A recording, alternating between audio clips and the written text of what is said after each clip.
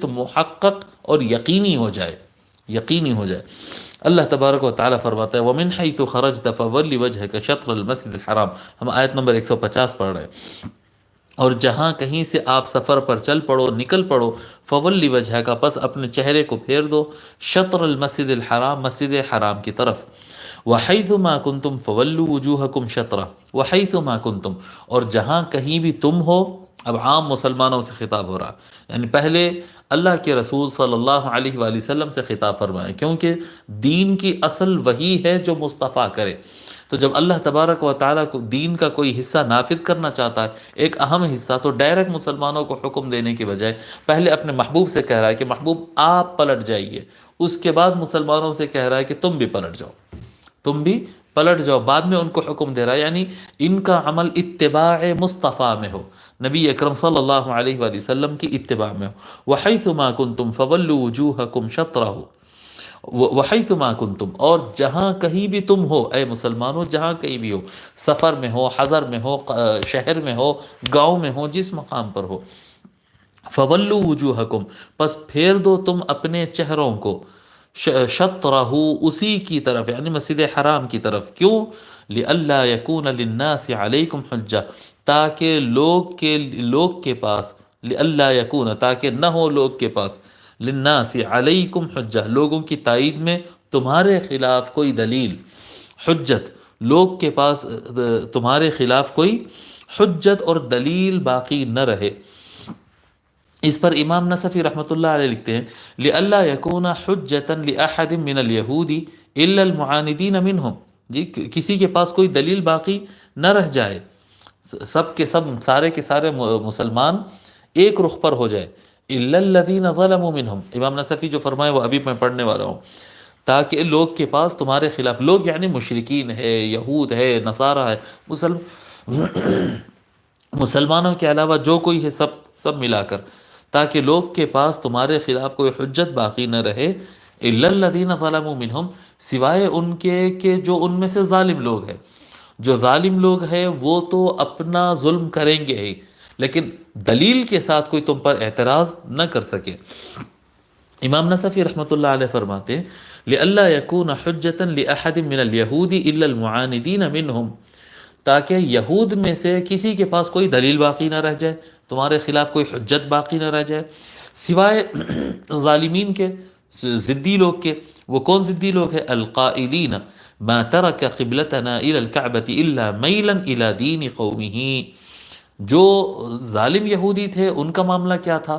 وہ لوگ کا معاملہ یہ تھا کہ وہ لوگ کہتے تھے کہ نہیں، یہ مسجد اقصیٰ کی طرف نماز پڑھتے پڑھتے انہوں نے کعبہ کی طرف اس لیے پلٹ گیا ہے کیونکہ ان کو اپنے باپ دادا کا دین یاد آ گیا، ان کو اپنے باپ دادا کا قبلہ اور باپ دادا کی محبت میں یہ قبلے بدل رہے ہیں، یہ یعنی یہ اللہ کا حکم نہیں ہے، بلکہ یہ باپ دادا کے محبت میں اور ان کے دین، باپ دادا کے دین کی محبت میں اس طرح سے یہ لوگ کر رہے ہیں۔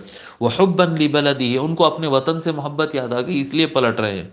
وَلَوْ كَانَ عَلَى الْحَقِّ لَلَزِمَ قِبْلَةَ الْأَنْبِيَاءِ عَلَيْهِمُ السَّلَامِ، فرماتے ہیں اور اگر یہ حق پر ہوتے، اگر نبی اکرم صلی اللہ علیہ وسلم اگر حق پر ہوتے تو یہ ان سے پہلے انبیاء کا جو قبلہ تھا وہ انبیاء کے راستے کو پکڑتے۔ کیا نہیں ہے قرآن کریم میں موسیٰ علیہ السلام صحیح تھے بول کر لکھا ہوا نہیں ہے؟ عیسیٰ علیہ السلام کی نبوت کی بات نہیں ہے؟ تو اگر موسیٰ اور عیسیٰ کو مانتے ہیں علیہ السلام، تو موسیٰ اور عیسیٰ کے قبلے کو کیوں چھوڑتے؟ یہ ہرگز موسیٰ اور عیسیٰ علیہ السلام کے خدا کے ماننے والے نہیں ہیں، بلکہ یہ تو اپنے باپ دادا کے دین کی طرف پلٹنا چاہ رہے ہیں، لوگ کو جو ہے اپنے باپ دادا کے دین کی طرف موڑنا چاہتے ہیں۔ اس طرح سے وہ لوگ ظالم قسم کی یہود کیا کہتے ہیں، الزام لگاتے ہیں، اور اسی طرح سے ظالم قسم کے جو مشرکین تھے عرب میں، مکہ کے رہنے والے جو عرب تھے، ان کا بھی ان کا ظلم بھی تھا جی۔ الا الذین ظلموا منہم، امام نصفی فرماتے وہ لوگ کس طرح سے کہتے، وہم اہل مکہ، وہ اہل مکہ ہے، حین یقولون بدا له فرجع الى قبلۃ آبائہ، جی وہ مشرکین مکہ کہا کرتے تھے ہاں بہت محنت کر لیے، بہت کوشش کر لیے، لوگوں کو مسجد اقصیٰ اور نئے دین کی طرف لے جانے کی بہت کوشش کر لیے، لیکن اپنے باپ دادا کی دین کی طرف پلٹ کے آنا پڑ رہا اب ان کو۔ ہاں ان کو پلٹ کر آنا پڑا۔ وَيُوشَكُ أَن يَرْجِعَ إِلَى دِينِهِمْ، اور قریب ہے کہ اور یہ بات بالکل قریب ہے کہ اب محمد جیسا قبلہ چھوڑ دیے مسجد اقصیٰ اور اپنے باپ دادا کے قبلے کی طرف آ گئے، اسی طرح سے وہ دین اسلام کو چھوڑ کر اپنے باپ دادا کے دین یعنی شرک کی طرف پلٹ کے آ جائیں گے۔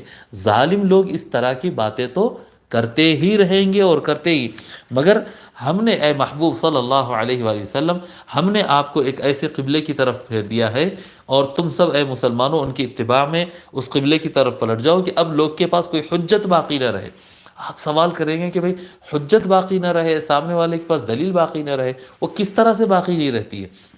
دو باتیں۔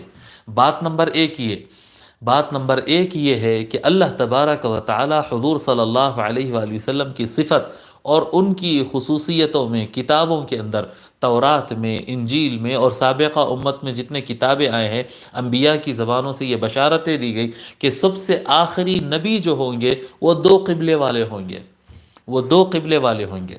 تو یہ جو سابقہ انبیاء کی کتابوں میں لکھا ہوا ہے، جس کو اہل کتاب جانتے ہیں، جس کو یہود جانتے ہیں، جس کو عیسائی جانتے ہیں، وہ اتمام حجت ہو رہی ہے کہ دیکھو یہ مسجد اقصیٰ کی طرف بھی نماز پڑھے، اور اب تبدیل حکم الہی سے تبدیل کر کر یہ اب کعبۃ اللہ کی طرف پڑھ رہا ہے۔ تو دو قبلے کی طرف نماز پڑھنا، یہ ان کے پاس جو دلیل موجود تھی وہ حجت مکمل ہو گئی، اب ان کے پاس تم سے بات کرنے کے لیے کوئی دلیل نہیں رہی ہے۔ بات نمبر ایک۔ بات نمبر دو یہ ہے کہ رسول اکرم صلی اللہ علیہ وآلہ وسلم خاتم النبیین ہے، اور سارے انبیاء، جتنے انبیاء حضرت آدم علیہ السلام سے لے کر حضرت عیسیٰ علیہ السلام تک جتنے انبیاء آئے ہیں، سارے انبیاء کے خصوصیت، فضیلت اور کمالات کے حضور صلی اللہ علیہ وآلہ وسلم جامع ہے۔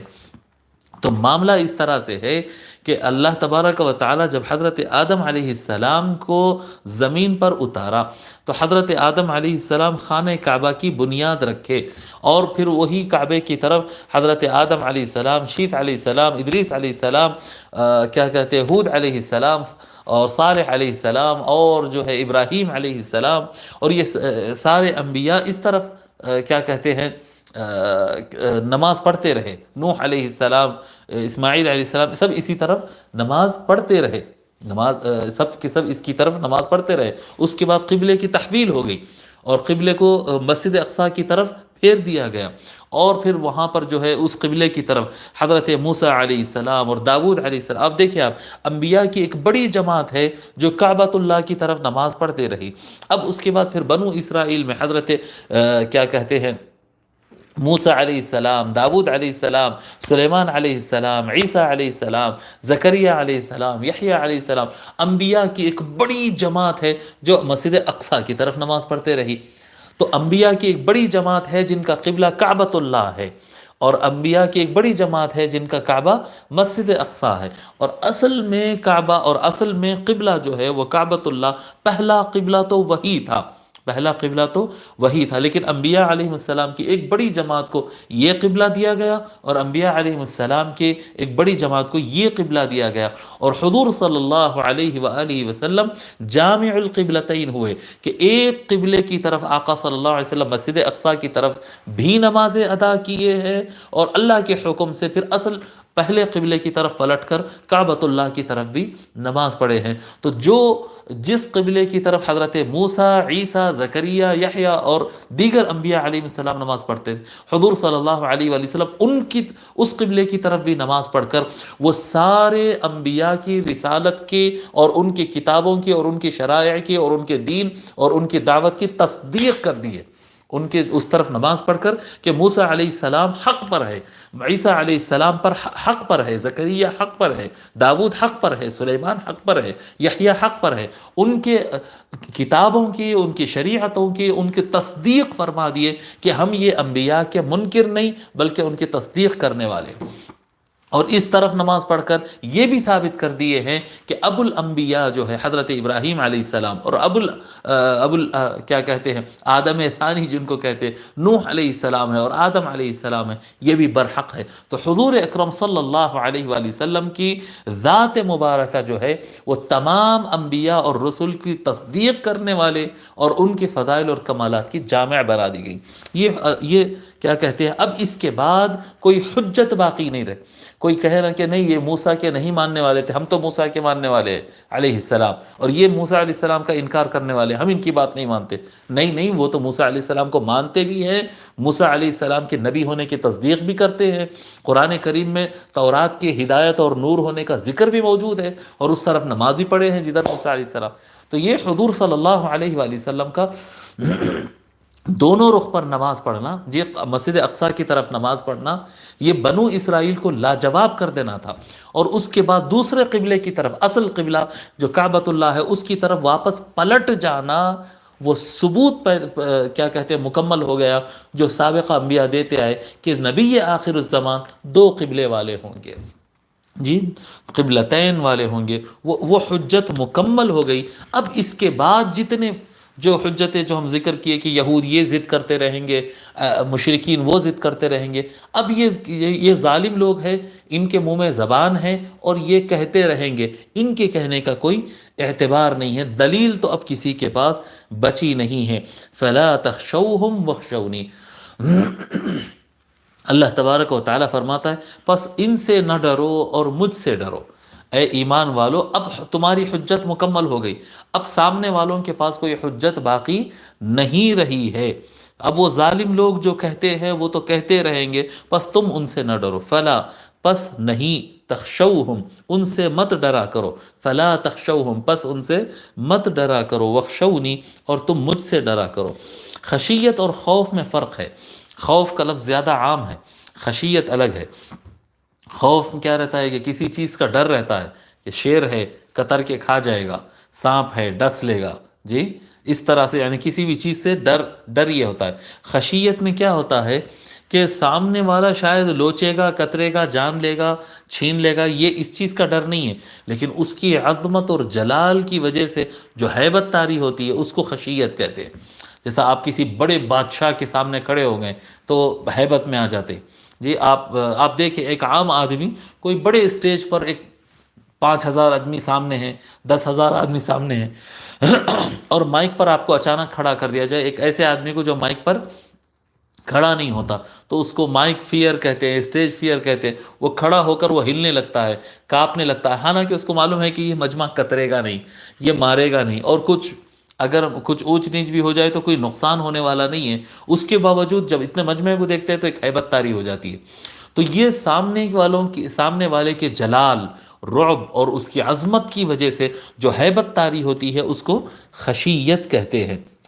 فلا تخشوہم، تم مشرکین سے، ظالمین سے، یہود سے، نصارہ سے، تم پر اعتراض کرنے والوں سے مرعوب نہ ہونا. یہ اللہ تعالیٰ فرما رہا ہے فلا تخشوہم، ان سے مرعوب نہ ہو، ان سے مت ڈرو. وخشونی، اور ساری خشیت مجھ سے رکھو، میرے جلال اور عظمت سے ڈرو. وَلِأُتِمَّ نِعْمَتِي عَلَيْكُمْ وَلَعَلَّكُمْ تَهْتَدُونَ، اور تاکہ میں اپنی نعمت تم پر پوری کر دوں. وَلِأُتِمَّ، اور تاکہ میں پوری کر دوں، نعمتی، اپنی نعمت، علیکم، تم پر. نعمت مکمل کر دیا اللہ تبارک و تعالی. دیکھیے جہت جامع کعبۃ اللہ کو بنا دیا، جس سارے اقوام عالم کے سامنے حجت مکمل کر دیا، اور تم کو اپنا ایک قبلہ عطا فرما دیا. قبلہ عطا فرما دیا کہ تم دنیا میں کسی کونے میں رہے تو تم کو عبادت کرنے کے لیے کوئی اب پریشانی نہیں ہے.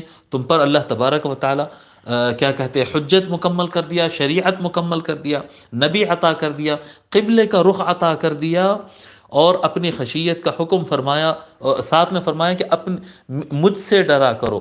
جب یہ شریعت تم کو حاصل ہو جائے اور قبلہ رخ ہو جائے، اتباع مصطفیٰ تم کر لو اور اللہ تبارک و تعالیٰ سے ڈرو، تو یہاں پر نعمت خداوندی تم پر یقیناً پوری ہوگی. وَلِأُتِمَّ نِعْمَتِي عَلَيْكُمْ، اور تاکہ میں اپنی نعمت تم پر پوری کر دوں. وَلَعَلَّكُمْ تَهْتَدُونَ، اور تاکہ تم ہدایت پالو. جی جب اللہ تبارک و تعالیٰ کی خشیت ہوگی، اللہ تبارک و تعالیٰ سے ڈریں گے تو اللہ تعالیٰ کی نعمت بھی پوری ہوگی، اور یقیناً ایسا کرنے سے ہدایت پا لیں گے. حضرت بحر العلوم رحمۃ اللہ علیہ لکھتے ہیں وَلِأُتِمَّ عَلَيْكُمْ نعمتی سے متعلق، اور تحویل قبلہ کا حکم اس لیے دیا گیا کہ تجلی جامع تمہارا قبلہ ہو، اور میں تم پر اپنی نعمت کی تکمیل کروں، اور قبلہ محمدی دائم و قائم رہے. دنیا بھر کے لوگوں کے قبلے اوپر نیچے ہوتے رہیں گے جی، لیکن اب یہ جو مسلمانوں کو جو کعبۃ اللہ دے دیا گیا، جو رخ دے دیا گیا ہے، جو اللہ تعالیٰ کی طرف سے مقرر کر دیا گیا، یہ ایک ایسی نعمت ہے، یہ تا قیامت قائم رہنے والی ہے، اب اس کو کوئی ہلا نہیں سکتا۔ پھر آگے حضرت بحر العلوم رحمۃ اللہ علیہ ان آیات سے متعلق، قبلے سے کی تحویل سے متعلق جو آیتیں ہیں ان سے متعلق چند باتیں لکھتے ہیں۔ فرماتے ہیں خدا کسی جہت یا مقام میں محدود نہیں۔ یہ جملے سننے کے ہیں، میں ایز اٹ از جیسے ہے ویسے پڑھ رہا ہوں۔ خدا کسی جہت یا مقام میں محدود نہیں ہے، کوئی سمت نہیں ہے، اللہ تبارک و تعالیٰ کی طرف سے کوئی سمت نہیں ہے، کوئی ایک جگہ نہیں سمت مقرر ہے، اللہ کی کوئی سمت نہیں ہے، اللہ ہر جگہ موجود ہے، یہ جگہ ہے، یہ جگہ ہے، یہ لمٹس ہے اللہ تعالیٰ کے، کوئی لمٹ نہیں ہے، کوئی حد نہیں ہے جی۔ قبلہ صرف جہت جامع ہے، آپ کو قبلے کی طرف رخ اس لیے بتایا جا رہا ہے تاکہ مسلمانوں کا رخ میں ایک اجتماعیت ہو، سب کے سب ایک پوائنٹ کی طرف نماز پڑھے، بس یہ جہت جامع، یہ ایک سمت ہو، ایک سائڈ ہو جو پورے مسلمانوں کو یونائٹڈ کرتی ہو، ایک رخ پر جمع کرتی ہو، اس کے لیے قبلہ بنایا گیا، ورنہ وہاں پر اللہ ہے، کوئی اور طرف اللہ نہیں ہے، اس طرح کی بات نہیں ہے۔ مقصود خدا کی اطاعت و فرما برداری ہے۔ اب اللہ کا حکم آ گیا، اب مقصد یہ ہے کہ بس خدا کی فرما برداری کرو۔ تبدیل قبلہ سے مطیع و غیر مطیع کی تمیز ہو گئی۔ جب قبلے کی تحویل ہوئی ہے، اب یہاں پر پتہ چل گیا ہے کہ اللہ کی اطاعت کون کرے گا، اور اللہ کا حکم آنے کے بعد چون چرا کرنا، سوچنا، غور کرنا، اختلاف کرنا، یہ کون کرتا ہے، اس کا پتہ چل گیا۔ فرما بردار بے چون چرا کے کعبے کی طرف عین نماز میں مڑ گئے۔ جو لوگ اللہ کی بات سننے والے، رسول اکرم صلی اللہ علیہ وآلہ وسلم کی اتباع کرنے والے تھے، ان کا معاملہ یہ تھا کہ کسی قسم کے کوئی اعتراض کے بغیر بیچ نماز میں سرکار کے پلٹنے کے ساتھ وہ لوگ پلٹ گئے، خلاص بس اتباع کر لی، خلاص ہو گیا۔ جو اتباع کرنے والے تھے، اب جن کے مزاج میں اطاعت نہیں تھی، وہ نماز کے بعد بھی وہ بحث مباحثہ کرتے رہیں گے اور دلائل پہ حجتیں قائم کرتے رہیں گے۔ اب ہدایت پر نہ یہودی و نصرانی ہے، اب ہدایت پر نہ یہودی و نصرانی ہے اور نہ مرکز ہدایت بیت المقدس ہے۔ پہلے مرکز ہدایت بیت المقدس تھا اور ہدایت بٹتی تھی یہود کی طرف سے، اب ختم ہو گیا۔ اب یہودی اور نصرانی ہدایت پر نہیں ہے، اور مرکز ہدایت، سینٹر آف گائیڈنس جی، پوری دنیا کے لیے، پوری دنیا کو گائیڈ کرنے کا سینٹر اب بیت المقدس نہیں رہا۔ مسلمان خیر امت ہیں اور کعبہ مرکز ہدایت ہے۔ اب ساری امتوں میں سب سے افضلیت اور مین رسپانسبلٹی مسلمانوں کو دے دی گئی ہے، اور ہدایت کا سنٹر جو ہے وہ کعبۃ اللہ کو بنا دیا گیا ہے۔ مسلمانوں کے لیے کچھ کعبے کے سامنے ہونا بھی شرط نہیں، جہت مل جائے تو کافی ہے۔ اب شریعت میں یہ سہولت ہے کہ بالکل ایگزیکٹ کعبے کی طرف رخ ہو، یہ کمپلسری نہیں ہے۔ مسجد حرام کا اہتمام کر لے، اور زیادہ ڈسٹینس ہو جائے، اب ہم 4000 5000 10,000 کلومیٹر جو دور بیٹھے ہیں ان کے لیے مسجد بھی ایگزیکٹ نہیں، بس وہ رخ پہ اگر نماز پڑھ لیے تو کافی ہے، تھوڑا آگے پیچھے چلتا ہے، جیسا کہ ہم بتا دیے کہ مین کعبۃ اللہ سے 45 ڈگری اس طرف اور 45 ڈگری اس طرف کے اندر، اس رخ پہ جی 45 ڈگری اور 45 ڈگری کے درمیان اگر کوئی نماز پڑھ لیتا ہے، اس رخ پہ اگر کوئی نماز پڑھ لیتا ہے تو نماز ہو جائے گی۔ اور جہت مشتبہ ہو جائے تو جدھر منہ کر کے نماز پڑھو ہو جاتی ہے۔ یہ شریعت کا کرم ہے، یہ اللہ تبارک و تعالیٰ کا احسان ہے کہ اگر شبہ ہو جائے، ڈاؤٹ ہو جائے اور اندازہ نہیں ہو رہا ہے کہ قبلہ کس طرف ہے، تو جس طرف بھی تم نماز پڑھو گے فَأَيْنَمَا تُوَلُّوا فَثَمَّ وَجْهُ اللَّهِ، تم جس طرف منہ کرو بس اللہ کی ذات کو پا جاؤ گے اور تمہاری نماز ہو جائے گی۔